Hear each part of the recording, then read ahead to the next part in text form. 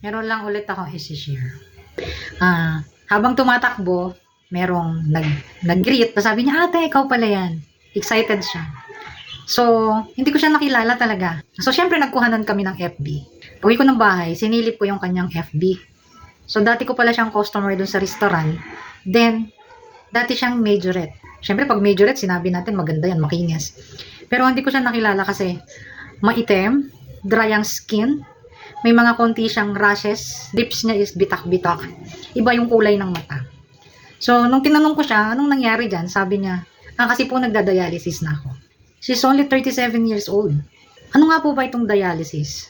Dialysis is a procedure wherein yung excess fluid ay tinatanggal.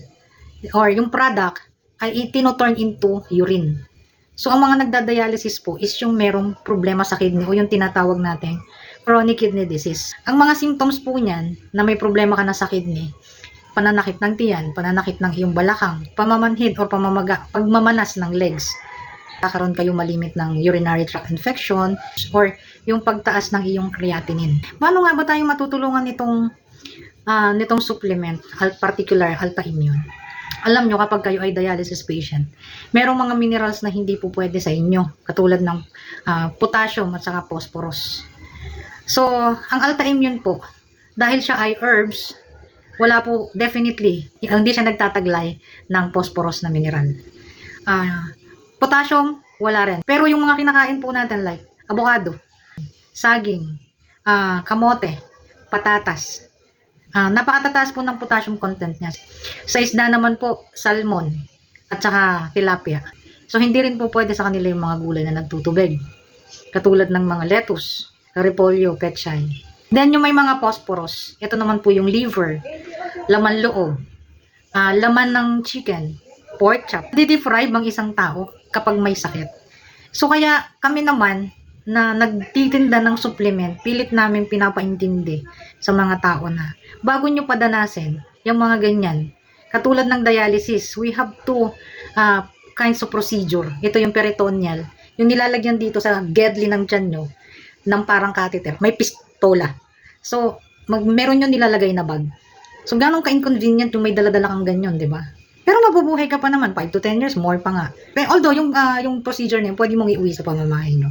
Another one is yung hemodialysis. Magpupunta ka ng dialysis center, then, meron dong machine na yan sa baba. So, yan yung ang artificial kidney na maglilinis ng dugo mo. Siyempre, gastos, pagod.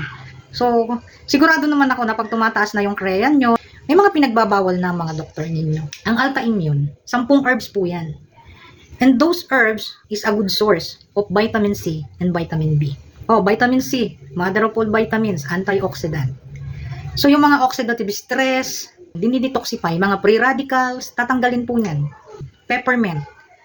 Pag nagdadialysis ka po, ang unang-unang mararamdaman nyo is pangangati. So, mababawasan po ang itchiness. Pagka-dry ng lalamunan, lagi po kayong uhaw kapag kayo nagdadialysis.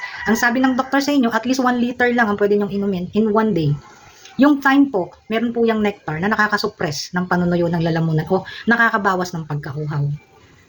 Si curcumin, meron po yung anti-proliferate. Binabawasan niya yung sakit, binabawasan niya yung stress, binabawasan niya yung anxiety nyo. So, marami po tayong makukuha. Dahil nga po tayo ay hindi pwede ng maraming potassium, it is also a good source of vitamin B. Vitamin B complex is good for our bone marrow. Our bone marrow, diretso po yan sa utak natin. So, malaking tulong ang supplement. Kaya, hindi po talaga expense. Hindi ko pinagpipilitin nga sa inyo para bumili lang kayo. Itinuturo ko lang sa inyo na malaki ang maitutulong ng herbal, malaki ang maitutulong ng prutas at gulay. Pero, yun nga po, hindi naman po pwedeng kilo-kilo yung kainin mo para maging good ang kondisyon mo. Lahat po ng sobra nakakasama at ang kulang ay kulang. Hindi ko siguro aksidenteng mapadaan ako sa inyong wall. Pwede nyo pong i-share dun sa mga alam nyong pwede nating matulungan. Kung meron po kayong mga kakilala, pakishare po ng video, or kung ikaw mismo yan na namumroblema dahil lagi kang nagkakaroon ng urinary infection, mag-comment ka po dyan sa ibaba. Kung gusto mo naman ng negosyo at lagi kang walang pera, mag-comment ka lang po dyan sa baba.